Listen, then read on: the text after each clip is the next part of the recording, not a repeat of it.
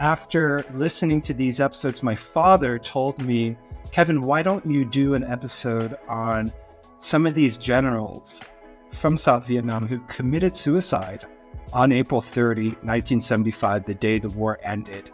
These were, in the words, I'm quoting my father, these were noble, good leaders who fought to the very end. They were not corrupt. They were not cowards. They died nobly. We're back today with Viet History Makers with my co-host, Kevin Pham. How are you, Kevin? I'm doing well. How are you, Ken? I'm good. I'm a little tired, so if I stumble over my words today, please forgive me. I've been working on a movie, and we finally wrapped up yesterday. It was a long journey of a few weeks. Can I just say, though, Ken is tired. Ken has been so energetic in doing such a service for the Vietnamese diaspora and for the Vietnamese people in creating this archive. But I know that you work a lot at coffee shops to put these kinds of episodes together. And for me, it's it's an easy place for me because I sit here and I ask questions, and I have to do some preliminary research into the work, but not at the level of detail that you do. So let's talk about how we can ask the audience how to donate. Audience, listener, if you appreciate these episodes, feel free to buy a super thanks on YouTube. It's in the comments section. You can buy me a coffee. It'll make me feel good. I'll feel more motivated to do this. I do it on a volunteer basis in addition to my job as a professor. So thank you. Today, we're going to talk about 5 generals that were South Vietnam generals, all stayed back to the very end. We will talk about 5 of those generals, but we're also going to talk about a 6th person who is not a general, but a soldier in the South Vietnamese army. And the reason why I thought that talking about these 6 figures today would be a good idea is simply because of my father. It's a very personal thing. So let me just tell the audience, after listening to these episodes, my father told me, Kevin, why don't you do an episode on some of these generals from South Vietnam who committed suicide on April 30, 1975, the day the war ended. These were, in the words, I'm quoting my father, these were noble, good leaders who fought to the very end. They were not corrupt. They were not cowards. They died nobly. I'm just quoting my father here. And I didn't know about these generals. And when I said I didn't hear about them, I didn't know about them, my dad seemed slightly surprised and slightly offended. And he said, you should know about them, Kevin. And so I looked into it. And I think what we find is a very sad and also interesting story that is important for Vietnamese history. For anybody interested in Vietnamese history, I think we should know about these figures because they're also significant, not just for my dad, but for the Vietnamese American community. Right, Ken? Yeah, I have come across the same challenges and the same questions. I have had other people in the community ask me about the same thing. It's kind of difficult to balance, because we're trying to do one for one, one for the Vietnamese people living in Vietnam and one for the diaspora. And I think sometimes in the pursuit of balance, there might be an upset of balance and we might be leaning one way or another. So I think this is an attempt for both of us to really try to let the audience know that we are doing our best to kind of show every point of view. And I think that in a platform like this, on these episodes, I think it's okay. I think it's okay to kind of look for and search for balance. We're not quite operating in journalistic sort of parameters, but I think when it comes to audience members leaving comments, we'd love to hear more ideas and suggestions on how to more balance the figures that we talk about. Right. And personally, for me, what interests me the most are political ideologies and political visions. One way to understand the wars in Vietnam is to say that these were wars over different ideologies. But of course, most normal people are not ideological. They are not thinking in terms of theories and so on. Their leaders are. But normal people, the soldiers, the generals even, they are following orders, right, Ken? Yeah. And so typically in this series, I have been focusing on visionaries or theorists. But today we're doing something different. We're looking at people who were kind of on the ground and who get often left out of this story, right? Because they were not big theorists. They did not write theory, right? But yeah, go ahead. But it's kind of not sad on every level, on any side, where if you think about it, the political theorists, the thinking people, the thinking women, the thinking men actually have agency over history. They are the ones that shape history based on their thinking. And, you could probably argue generals have a lot of power. And to see 5 generals end their own lives, it is worth exploring, because these perhaps were noble people that were caught up in the exercise of the balance of the two sides. Yeah. I mean, some more preliminary discussion here. One definition of revolution is this: a revolution is a process by which visionary leaders draw on the power of the masses to forcibly bring into existence a new social order. In the Vietnam case, we have Ho Chi Minh, who is a revolutionary, but we also have leaders like Ngo Dinh Diem, and Ngo Dinh Diem identifies as a revolutionary. He says he wants to implement a revolutionary personalist program. We talked about personalism in a previous episode. It's a kind of Marxist humanism, actually, which might be surprising to some people to attach the word Marxist to Ngo Dinh Diem. But Ngo Dinh Diem and his brother Ngo Dinh Nhu were inspired by Emmanuel Mounier, who is a French Catholic who was very sympathetic to Marxism because they were anti-capitalists. Ngo Dinh Diem and Ngo Dinh Nhu were anti-capitalists, but they were also anti-Stalinists. And Stalinism was the kind of Marxism of Ho Chi Minh that the South Vietnamese are going to fight against. So let's jump right into it. Okay, let's start. Okay, so listener, let's remind ourselves that let's jump to 1954. The Viet Minh defeat the French at Dien Bien Phu. Then there are the Geneva Accords. And what these accords do is that they split the country into 2 countries at the 17th parallel. Democratic Republic of Vietnam in the north, the Republic of Vietnam in the south. Well, at first it was called the State of Vietnam, and then it becomes the Republic of Vietnam. The important thing here is to say that in the Geneva Accords, one of the provisions was that there would eventually be elections in 1956 to reunify the country. However, we need to remember that South Vietnam, or the Republic of Vietnam, never agreed to it. They never signed it. And I think this is important to emphasize because everybody talks about these agreements and they say, look, the South broke the agreements. But the South never broke the agreements because they never agreed to the agreements. You know what I mean? Yeah. So that's an important place to start, because what we can say now is we can say there were 2 countries. There were 2 separate countries. This is important to say because the citizens and the officials of the Republic of Vietnam, South Vietnam, they are going to see the North Vietnamese, they're going to see the communists as invaders into their own country. It's like my dad is going to say, Ken, I remember how in some of the previous episodes, we were talking about how the communists have a clear positive vision. Like they know what they're fighting for, but what is the South fighting for, right? Like what is their vision? We know they're anti-communist, but what is their vision?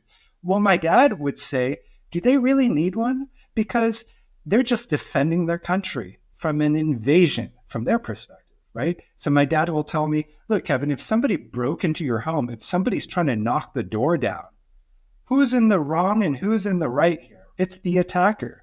Do you really need to blame the person at home for not having some positive vision? They just want to be left alone, right? So if we frame the war like this, which is how the South Vietnamese anti-communists will frame it, then we can see this as a war of defense against communist invasion and against communists who want to dominate all of Vietnam.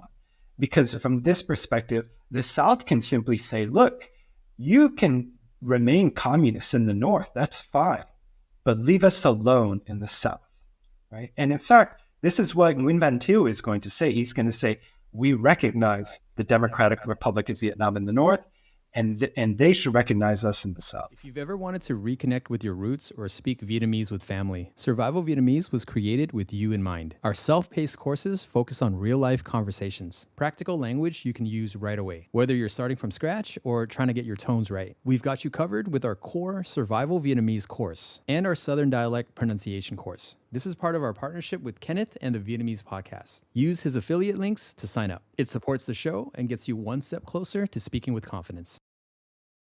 And is that a prevailing theory that is agreed and accepted throughout the academic world, that the South was invaded? Well, this is according to perspective. I mean, of course, from the North, they're not going to see it that way. They are going to see the South as occupied by America, and therefore they need to liberate the South. Giải phóng miền Nam.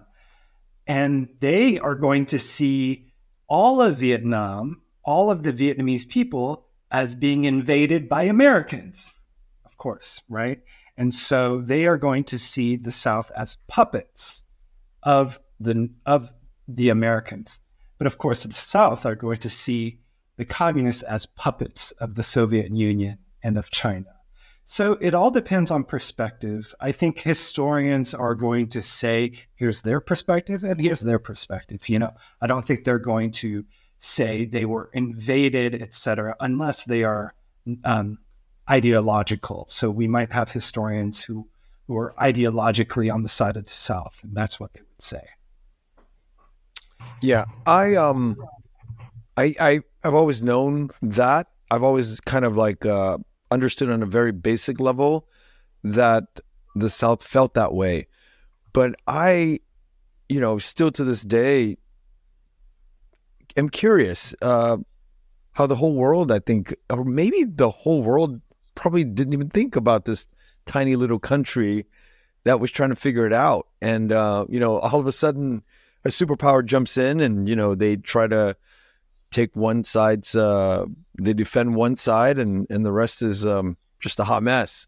Oh man, Ken, I have to say, I am living in Amsterdam right now and I hear the word Vietnam pop up often when there are discussions of anti-imperialism in the 60s and the 70s.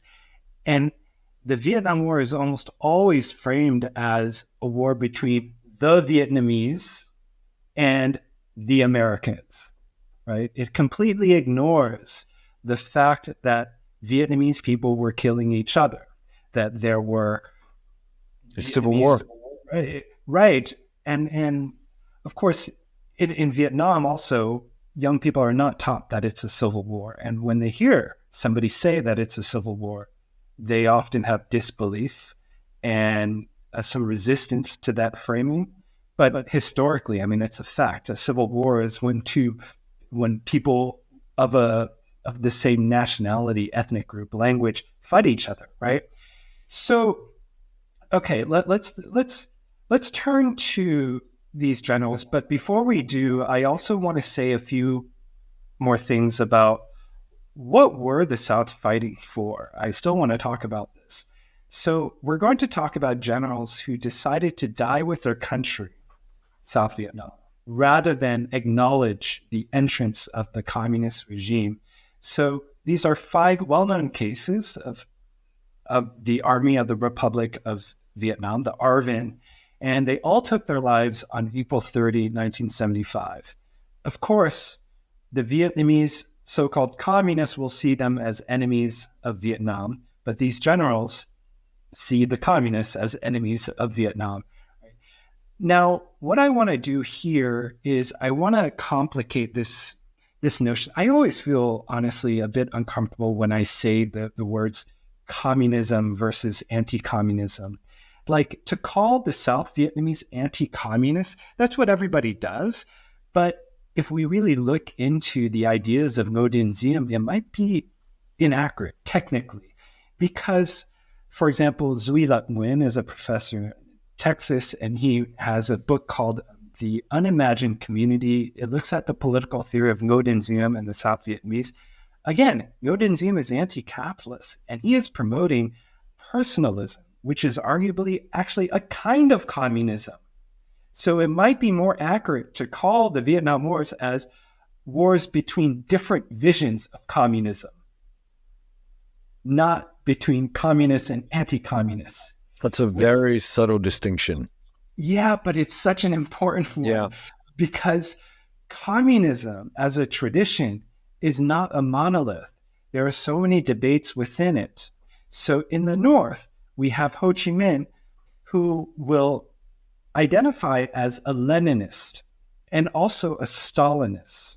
So you have 2 kinds of communism there, the Stalinist flavor and the Leninist flavor. And we have to remember that by 1945, the Stalinists in Vietnam had eliminated the Trotskyists. They are another kind of communists. There were fierce disagreements over how to achieve communism, how to do communist revolution. And so the Stalinists get rid of the Trotskyists. Kevin, can I stop you? Because in all of these episodes, you've brought it up so many times, the Stalinists, the Leninists. Can we kind of take a quick break? And you probably have explained it before, but I just want to hear the differences between a Stalinist Marxist and then a Leninist Marxist. And that's important because we, as the diaspora, we lump them all in. We don't have a distinction. We're just like, it's communism, it's bad. But I'm sure that there's levels and there are different theories that penetrate societies at different times for appropriate reasons in their government's mind. And I think that understanding this sort of the nuances of these things will help enlighten, all sides. Yeah, this is a really good question because if you were to ask this to people who identify as Marxists and who have strong opinions about Stalin or Lenin or Trotsky, you're going to get very different answers. And I'm sure I'm not going to satisfy those people, but I'm going to oversimplify. I personally know people who are pro-Lenin, who are pro-Stalin, who are pro-Trotsky. But these guys are bloody. They were bloody leaders, weren't they? They were people who believed in no due process. Let's just really talk about that aspect where... Okay. Here's where I can start. In 1956, the Soviet leader Khrushchev, he gives a speech that just drops a bomb on the whole communist world because what he does is he denounces Stalin in this speech. And he essentially says, Stalin has betrayed Marxism because this cult of personality, we all worship Stalin, we all worship this individual, and there's no tolerance there, there's no democracy. If you look at Lenin was actually, and I'm just paraphrasing Khrushchev. Yeah. Khrushchev says, Lenin was all about persuading people with words rather than being super dictatorial. But Stalin was just purging people, killing people who disagreed with him. But of course, people are also going to argue that Lenin was not so different. And I'll get to that in a second. But essentially, The differences between Trotsky and Stalin were differences regarding how to do communist revolution, what kind of approach, what kind of strategy would be best. So Stalin is famous for emphasizing, like you said, an authoritarian, centralized government, right? A very bureaucratic, authoritarian government. Whereas the Trotskyists are going to say, no, we need to have democracy. We need to give power to the workers. We need to have discussion and debate and not this kind of authoritarianism. So that's one difference, basically. Another difference is that the Trotskyists are going to promote what they call a permanent revolution, which is very international. So there needs to be revolutions of the working class all over the world. So the working class should unite with each other. They should not unite with the bourgeois capitalist class. Like that's their enemy. But the Stalinists are going to say, well, there should be phases of revolution. So Stalin is going to say we must have socialism in one country, and then before we can spread it abroad, right? So Ho Chi Minh is going to follow Stalin, and that's why Ho Chi Minh is going to actually promote working with what they call the national bourgeoisie. So Ho Chi Minh is going to say we need to first unite with Vietnamese who are not communists in order to fight the imperialists first, right? And then later on, we can have a communist revolution. But the Trotskyists are going to say, no, let's not unite with them. They're our enemy. So essentially, there are differences of opinion over Got it. how to. But what's also interesting, though, is that in the 30s, there was a period of time where Stalinists and Trotskyists united together, and they published together, and they were on the same side. But there's a famous thing that happens in 1945. This Trotskyist, what was his name? His name was, oh gosh, he was a leader. Dat Tu Do. He is assassinated. He's killed by the Stalinists. And there's a famous, when people like to criticize Ho Chi Minh, they will bring this up, and they quote Ho Chi Minh where Ho Chi Minh said, anybody who does not follow the line that I have laid down will be eliminated, essentially. This was in response to the question, why did you eliminate this Trotskyist? So Ho Chi Minh is going to see the Trotskyists as dividing and ruining the communist strategy, even though the Trotskyists are going to have a very different vision of how to do. But Kevin, let me now that you've explained all this, I know we're deviating from the five generals, but I think this is all related. It doesn't seem like communism has ever worked anywhere. It doesn't seem to be a system that really works. Why? I mean, why is it that we have this, God, I'm having trouble forming my thoughts because I just don't want to offend. This is not here. I'm not here to offend, but the simple fact is Vietnam today it seems like it's a capitalist model with the name communism attached to its form of governing. But it doesn't seem to, like, ever in its pure form, ever seem to work, no matter if it's Stalinist, Trotskyist, or anything. Just doesn't seem to really work. But at the same time, I think we're in America witnessing capitalism out of control. It's a hot mess. I think it just feels like an oligarch sometimes with these super rich people. But this is happening in every country. So I think the romanticism of communism permeates through society when capitalism becomes so late stage like we are experiencing. And I need you to help guide me with this swing, the pendulum swinging politically in these different stages of country. Ken, this is great. Capitalism is out of control in the United States. Look at the rising levels of inequality. I do this with my parents. How much time is 1 billion if each dollar is 1 second? And how much time is $1 million if each second is 1 million? Let's do this. Ken, do you know this? How long is 1 million seconds? I have no idea. And I could punch it up in a calculator right now. Guess.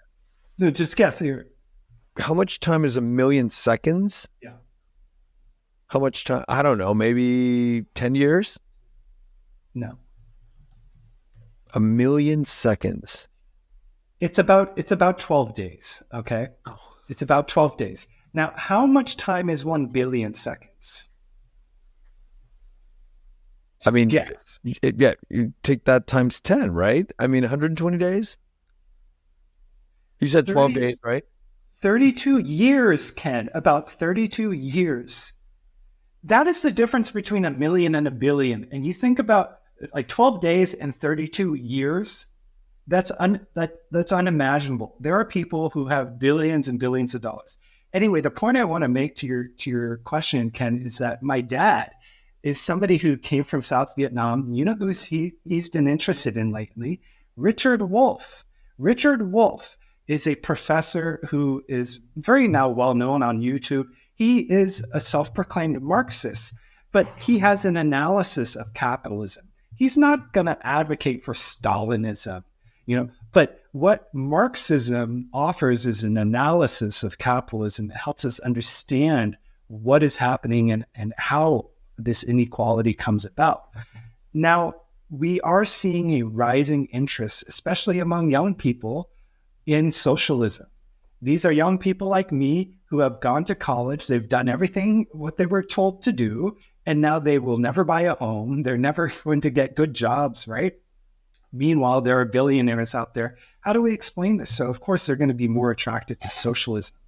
Now, I want to get back to what I was saying earlier, which is that Marxism and communism is a very diverse tradition with a lot of infighting. I had briefly talked about the differences between Stalinism and Trotskyism. Let me bring in somebody else, someone named Rosa Luxemburg. She is a socialist, and she's really going to criticize Stalin and Lenin for their dictatorship. So they have this notion that Ho Chi Minh is going to bring up, which is called dictatorship of the proletariat.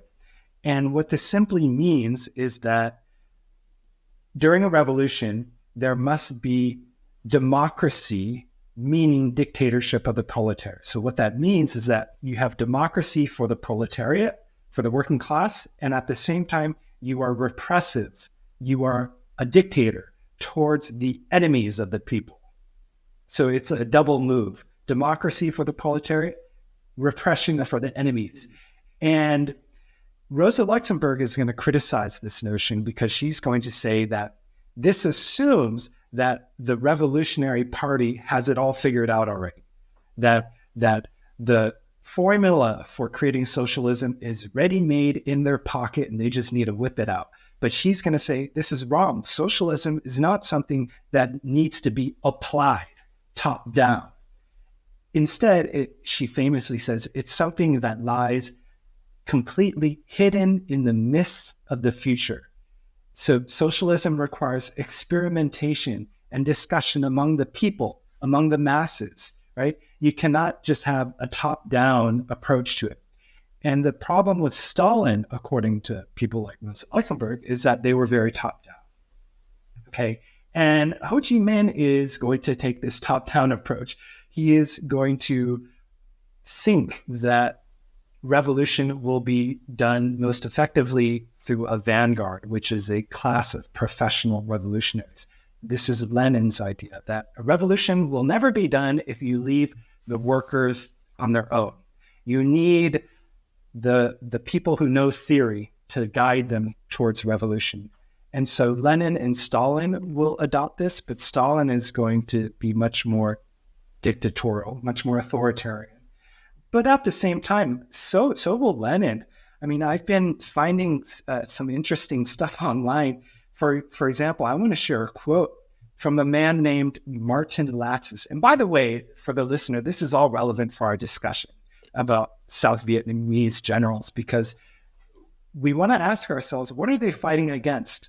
They're fighting against a Stalinist dictatorship here.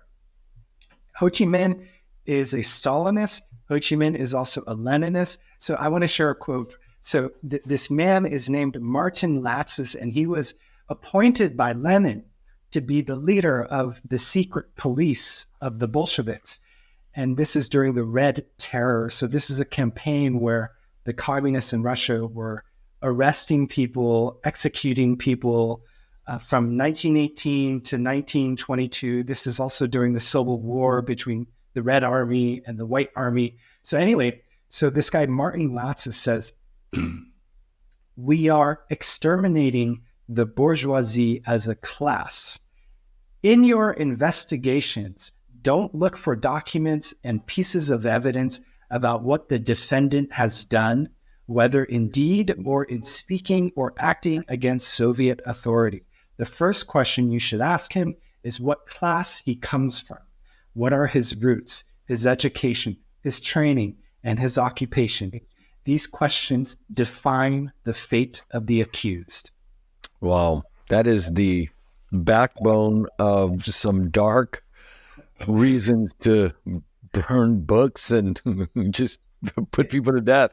It's scary, right? Scary. And here, each person is just put into an identity, Black and white, right, based on your economic class, right? Your class defines you as either the enemy or with us, right? You are stereotyped. You're put into an identity, and you're treated not as an individual, but as a member of the group. Now, so, Kevin, I think the problem is when you have poverty or people of a certain class being repressed for so many years, and you just keep grinding on them as an oligarch or as the rich class, just keep putting that pressure. And, you come up with these people that are like these really mad, out of control. They're going to seek vengeance for people who are in the privileged and educated and moneyed class, because if you're going to be pushed down for so many years, and I think that's something that we don't live in right now, but we're getting into that kind of period of being, especially in America, the chasm, the split, the distance between rich and poor is getting wider and wider and wider. And if you have this constantly going on for so many decades, in the next few years, then you're going to have a whole class of people who's going to be like, okay, you're rich, let's get rid of that guy. And I think that's really the monstrosity of all of this. Right.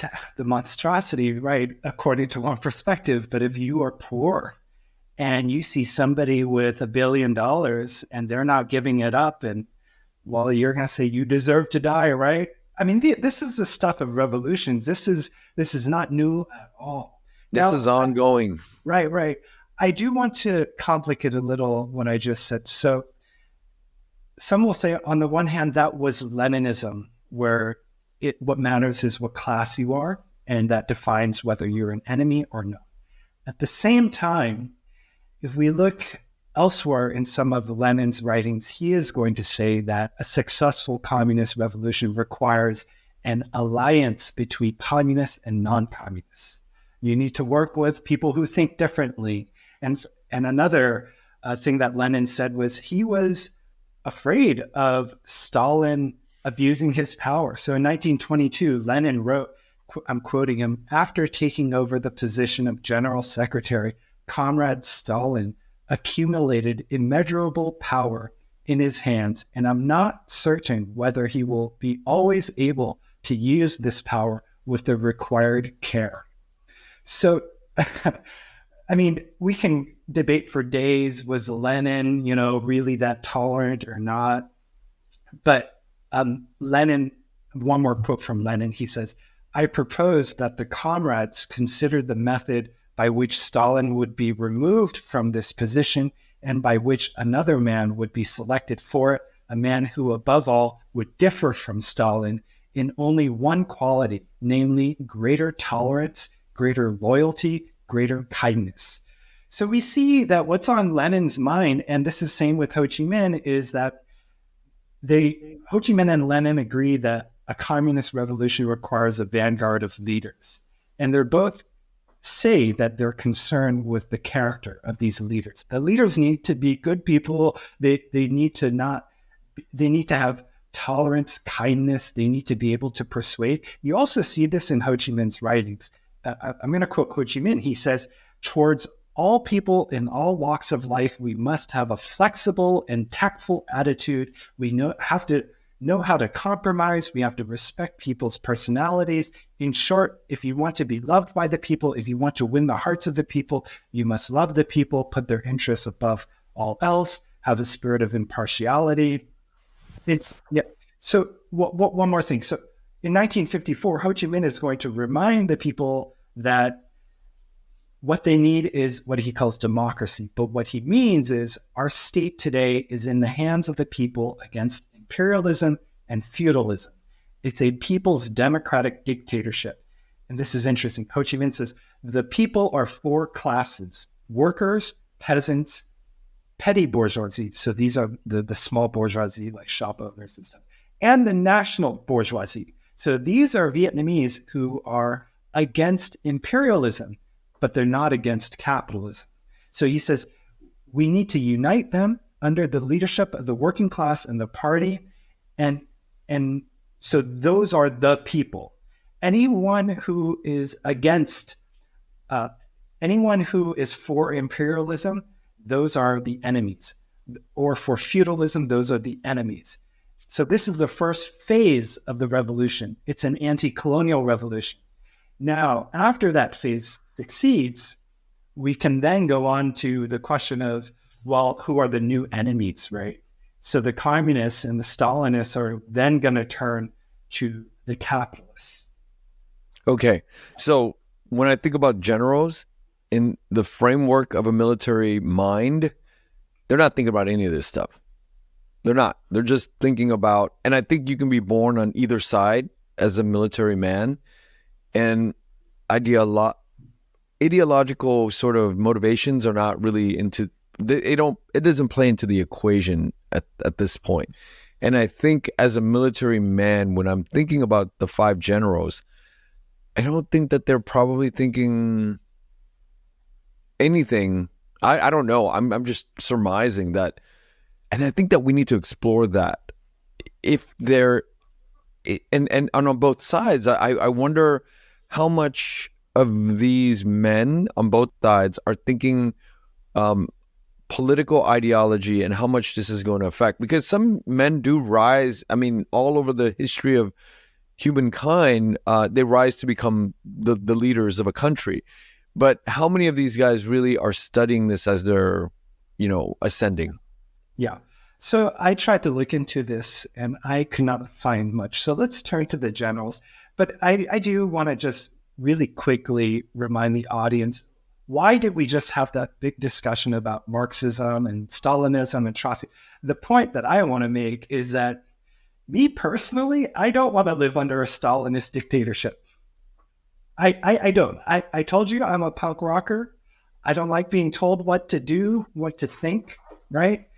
And I personally, if I have any socialist leanings, it would be more towards Rosa Luxemburg, where now I'm sharing my views, right? So I would want to have democracy. I would want to have discussion, right? People are going to disagree and so on. But if there is to be any socialist revolution, I think it would be best going bottom up. Now, that's my rare personal political opinion coming in. People are going to disagree. And I personally know people who say, no, you need a top-down approach. Anyway, the point that I want to make is that I can sympathize with wanting to fight a Stalinist dictatorship. Now let's turn to the generals who were wanting to fight a Stalinist dictatorship. So the first person is Trần Văn Hai, who is a general. So these are all generals. And he took his life at midnight, right when it was becoming April 30th. So it was the evening of April 29th. And he did it by poison. And he was in Viet, which is a little south of Saigon. And he did this because on April 29, the president at the time, Nguyen Van Minh, he issues an official surrender to the Communist North.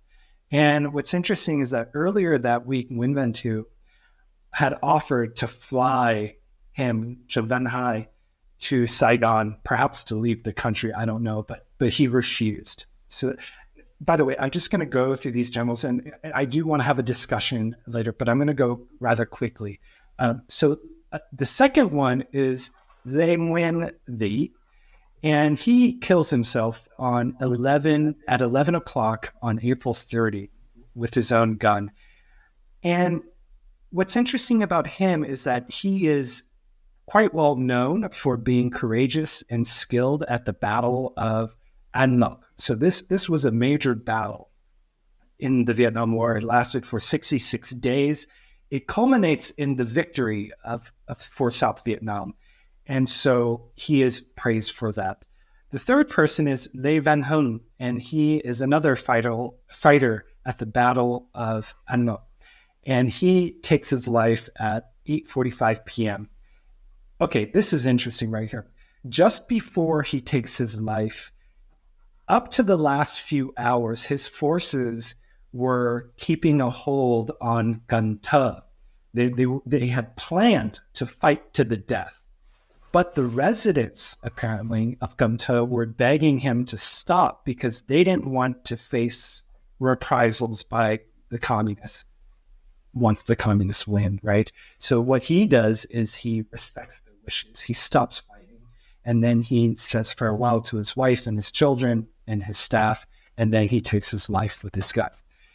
The next general is Nguyen Qua Nam. And so he and the general that I had just mentioned, they were in communication with each other throughout the day. They were planning a counteroffensive even after the fall of Saigon. They wanted to continue fighting. He hears that his friend, the one that I just mentioned, Lê Van Hun, had killed himself, and then he takes his own life. And then there is the fifth general, General Van Phu, and he is the one that my dad told me about. Have you heard of Van Phu? So he takes his life sometime between the morning and midday. Now, what's interesting about him is that, what I found interesting was that he started his military career as an interpreter for the French army. And and by the way, many of these generals, perhaps even all of them, and just like Nguyen Van Tu, they all went to that military academy in Dalat, right, set up by the French. Right? And Ken, I mean, so this is another interesting detail here. At Dien Bien Phu, Pham Van Phu, he was captured with French troops by the Viet Minh, and he was held prisoner by the Viet Minh for 16 months. Ken, I mean, these are, him, and we had mentioned about some of your family, and, they are fighting with the French here. Of course, from another perspective, they will be called traitors, right? We also have to keep in mind that as early as 1947, there were Vietnamese who were defecting from the Viet Minh because they did not share the same Stalinist vision that was overcoming the Viet Minh. And so they're going to defect to the side of the French, and they're going to hope that they can use the French to fight the Stalinists. If you're looking to explore Vietnam beyond the usual tourist spots, something deeper, more connected to your Vietnamese heritage, join a tour with Third Culture Vietnam. We partner with local experts, archaeologists near Hanoi, master artists in Bac Ninh, and farmers in the Central Highlands, just to name a few. You'll experience the richness of Vietnam's ethnic groups, stunning landscapes, and regional cuisines. As a special collab with Kenneth and the Vietnamese podcast, use code VIETPOD at checkout to support his work. We would love to have you on our tours. I had a friend of mine recently tell me, you should not be talking about politics on your podcast or the history of political theory. And I said, why? He goes, because you don't know enough. You need to read more. You need to read all these other books. There's countless academics and theoreticians that are bringing up these topics and really getting into it. And I'm like, I'm just a student. I'm just learning from all of these academics that come on the podcast. But when I think about my own family, and I think back to all the years that I felt a certain way, growing up, I felt, we were on the right side. My grandfather served with the French and, ultimately put to death by the Viet Minh. But I didn't understand it. It was very black and white, good people, bad people.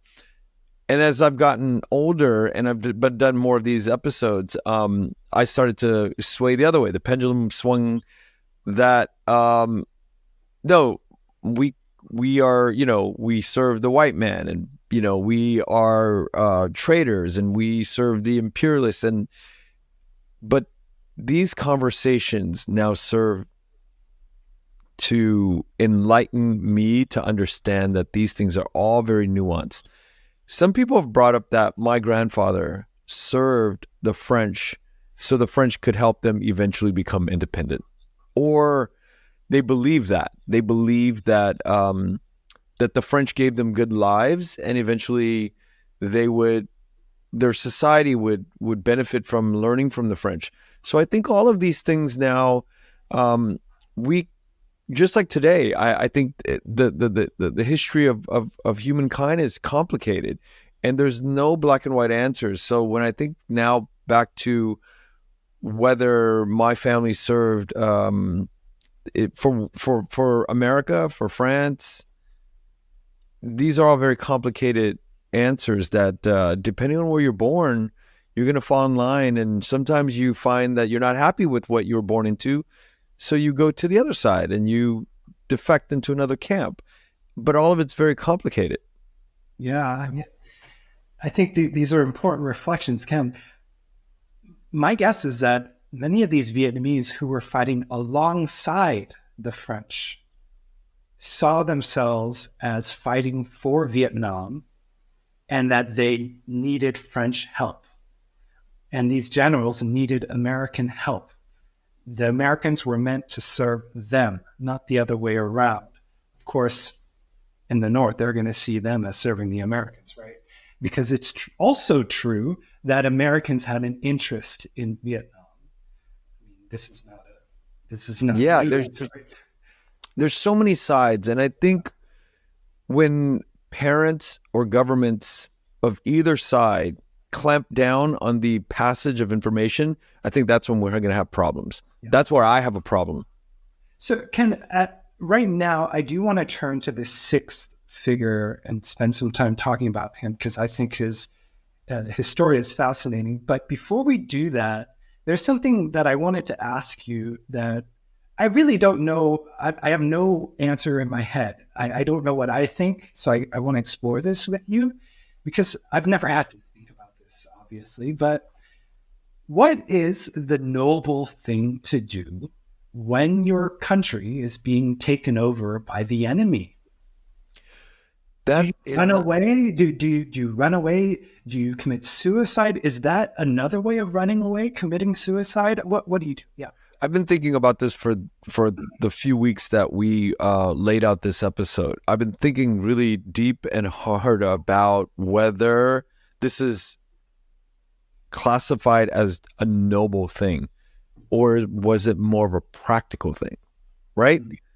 Like you are faced with a loss, and on a practical level, you probably don't want to suffer by the hands of the opposing side, so you take your own life.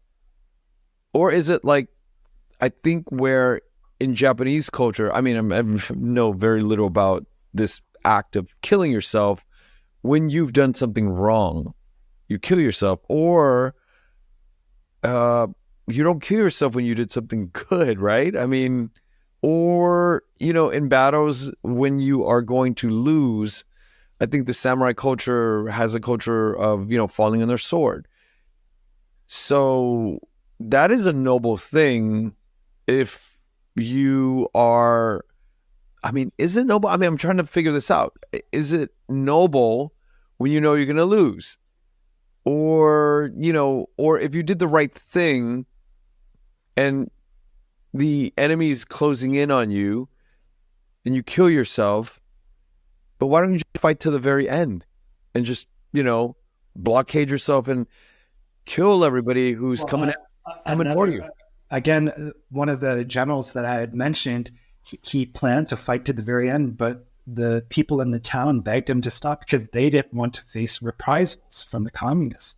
So you would have to also think about your family. What might the prevailing communists do to your family, right? Another option is, why don't you just stay and reconcile with the former enemy and rebuild the country with your former enemy? Why don't you just accept re-education, right? That's a great question. I'm going to answer that.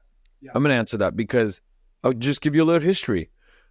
My father read Hitler. He read about the lives of all these communist leaders, and he made sure he told us all the time that there is no escape. They are going to come in and they are going to eradicate you.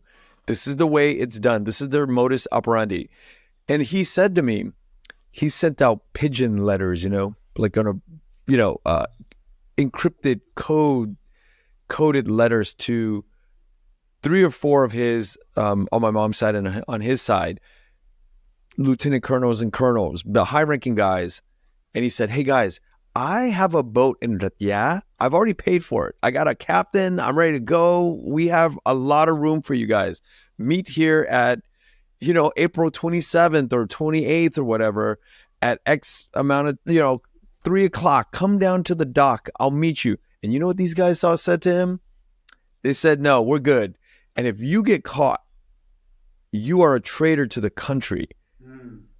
But then my dad had always told my mom and I and my brother that I've already read the history books. I already know there is no handshaking with the other side. Mm. We know their playbook. They're going to lock you up and kill you. Mm. And so I exist in a funny place. I don't know. I think you and I share this kind of common DNA where we're allowed to question. We were raised allowed to question both sides.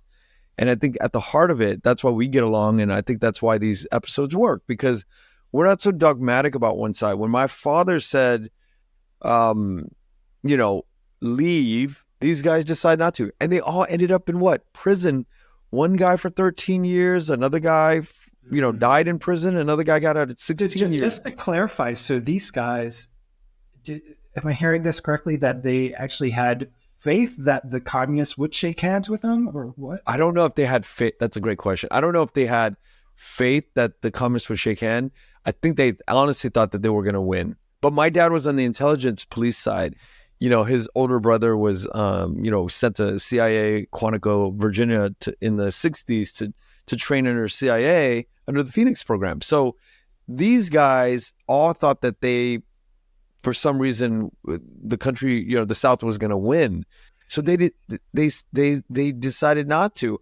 And then I think the one guy was quoted, my mom always quotes him saying, don't worry, like, we are going to shake hands and we're going to make this all work out.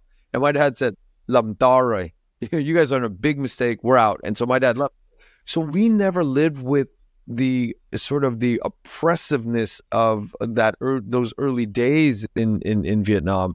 So I kind of escaped this whole like anti anything because, everything was bad. Communism was bad to my father. But he didn't have to live through it to know what was coming. Yeah. I mean, I really want to know if those guys, if they knew they were going to lose, would they take the boat, right? I wish I could ask those guys. They've all passed away, and I wish that I'm going to ask my mom one day if they thought that. I think they really look.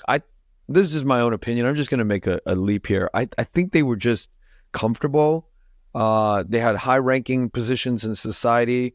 They had chauffeurs. They had maids. they were the oppressive class, if you will. They were the ones in control. And I think that they didn't want to let that go. They didn't think that was ever going to go away. Okay, I see. So if we go by your opinion, observation, right. I could change. I'm open to change. Right. If we go by that, you're suggesting that they were just in denial. Because if they knew the communists would win, they surely would be smart enough to know that all of that would be lost, right? My dad knew. My dad knew. Like, he always knew it in his bones. He was always so sure of getting the boat, making sure the captain's like ready to go, making sure that all of it's like ready to go. And by the time they left, it was a smooth ride.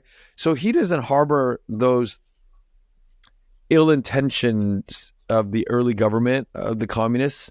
He's just like, hey, they're just doing their playbook.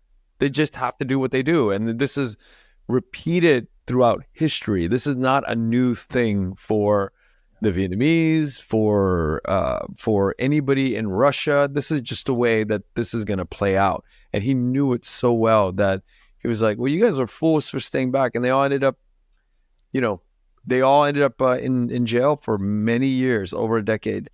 And I always look back at that, and I think, you always have to keep an open mind when things are coming your way, and you have to really analyze history, and history repeats itself. I think it's a thing. It's a weird thing. These 5 generals, assuming that they were given the option to leave, and they took the option to kill themselves instead, I was wondering, like, why, right? Is it noble? Yeah, I guess I'll never know unless we can get letters that they wrote before they killed themselves. And there were generals that left too. There were many generals that left. Right. But there were also people who decided, when they had the option to leave, to stay and to kill themselves. Anyway, I don't think we're ever going to answer this question, but it's something to think about. What I want to turn to now is to somebody who was in a re-education camp for 13 years. And this man is not a general. He is a frontline soldier. So I'm taking this from... Well, let me jump in real quick. You don't do 13 years if you're just a frontline soldier.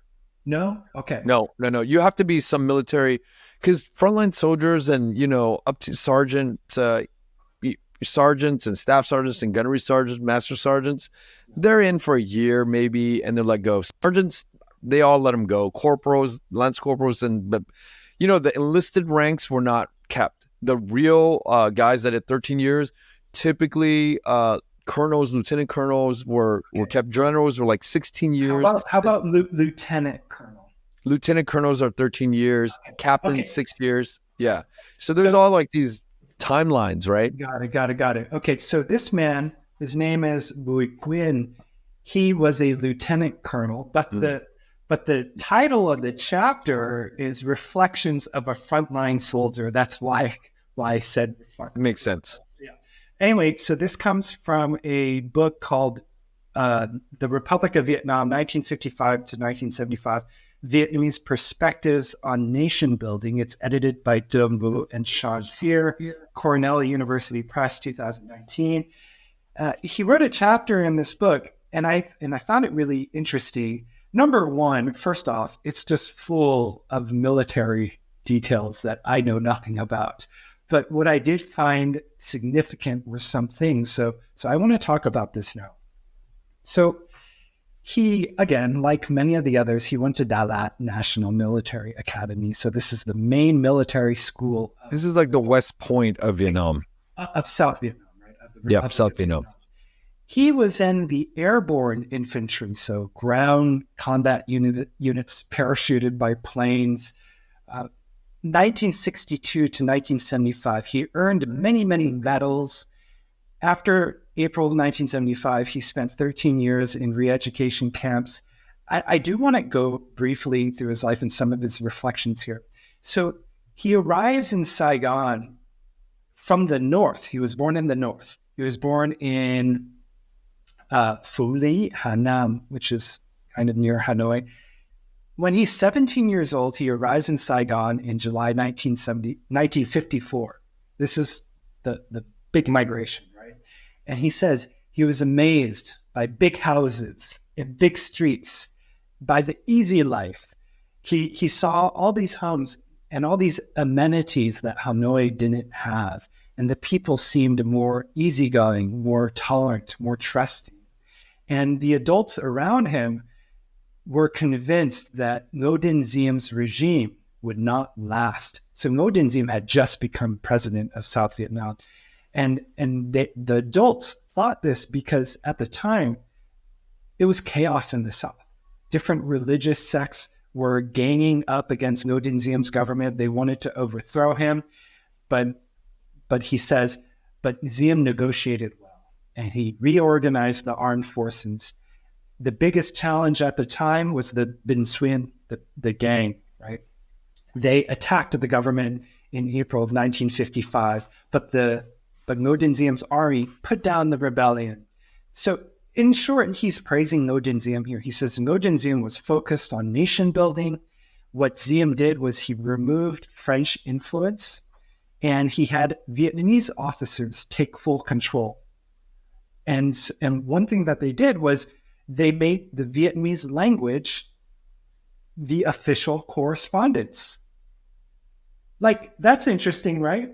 Yeah. Because from the northern side, they will say, well, these are Vietnamese puppets of the French. But here we see that the South want to take control. They want to be the ones in charge, not the French, right? So Diem, what he does, basically, Diem helps the military grow really big, according to Bùi Quỳnh. He says, Diem helped the military grow in the Navy, the Air Force, everything, and he just, all this detail. Now, what happens is that in fall of 1963, Diem is, of course, assassinated. He has fallen, and now the army of the armed forces of the Republic of Vietnam, the ARVN, they face new challenges. The communists are making rapid gains in 1965, but then the army modernizes again. They get new airplanes, so new Skyraider planes, 17 F-5A and 2 F-5B jet fighters. So he says, I'm quoting him, from modest beginnings supporting France in the First Indochina War, the ARVN had grown rapidly to become one of the world's largest and best equipped militaries, playing a critical role in prolonging the Republic's survival in the war against communist forces. By the way, I thought that was interesting where he says, from modest beginnings supporting France. So he says the ARVN's commanding officers were then trained according to French tactics. And then when the Americans came, the officers were trained in the United States. And he says he saw little difference between the military doctrines of the French and of the Americans. He says it became an all-out conventional war of aggression by the Northern communists. Okay, this is an interesting quote here. He says, when two countries are in conflict and cannot resolve their differences peacefully, armed confrontation is the likely outcome. Strategy is always the decisive factor. An inappropriate use of the armed forces during war always leads to defeat.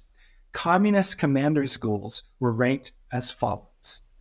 First and foremost was, quote, winning the enemy's heart and mind, or psychological warfare. Second, dismantling the enemy's logistical supplies. And third, destroying the enemy's forces. Drawing on theorists such as Sun Tzu, the enemy prioritized psychological warfare in order to achieve its objectives while minimizing casualties. For the Republic of Vietnam, on the other hand, the major difficulty was to battle an enemy that belonged to the same nation and shared the same culture and language, but was subjugated by the communist ideology. Now, I think this is really interesting because he's talking about how the communists are engaged in psychological warfare. The ideology, right? You're fighting for a better country where where it's communist, right, where there's no inequality, et cetera, et cetera. And so I wondered, well, what is the psychological warfare of the South Vietnamese? What are they doing to win hearts and minds of the people? When I thought about when you were reading all this, I was thinking to myself, it was, and maybe I just don't know. I don't know enough, but I'm thinking that it was brute force that was brought in from the U.S. Big guns, big power to go in and eradicate, and the majority of the people didn't have to really think about the ideology, and they were living a good life. I think Saigon people in the South were living a good life, and with American presence there, they didn't have to think about psychological warfare the way the North needed to infiltrate the South to change minds and hearts. And I think that's the big distinction.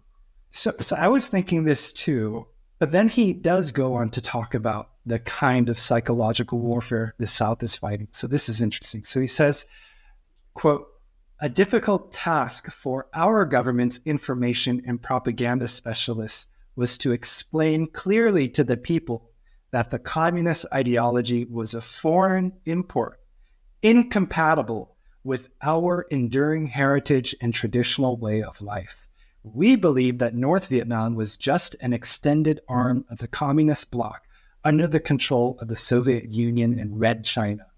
To succeed, our government needed to inculcate in the people's mind that fighting the communist insurgency was not just the job of the armed forces." End quote. So now I'm like, okay, so their psychological warfare is simply to say, look, communism is not a Vietnamese thing. It's not enough. It's just not enough. Well, look, we could go on for hours and hours. We are going to jump off. I don't know where we're landing with the next guest, but I hope that the audience will stay tuned, because we will bring on our next figure. And I think we have a few people that we've talked about, but I think we're going to keep the audience guessing today. Sounds good. Thank you so much, Kevin. Thank you for listening to The Vietnamese with Kenneth Nguyen. Special thanks to Brittany Tran, to Jane Nguyen, Catherine Nguyen, Tina Pham, Sydney Jamie, and Christo Trin. Please find us on Instagram, Facebook, and TikTok at The Vietnamese Podcast.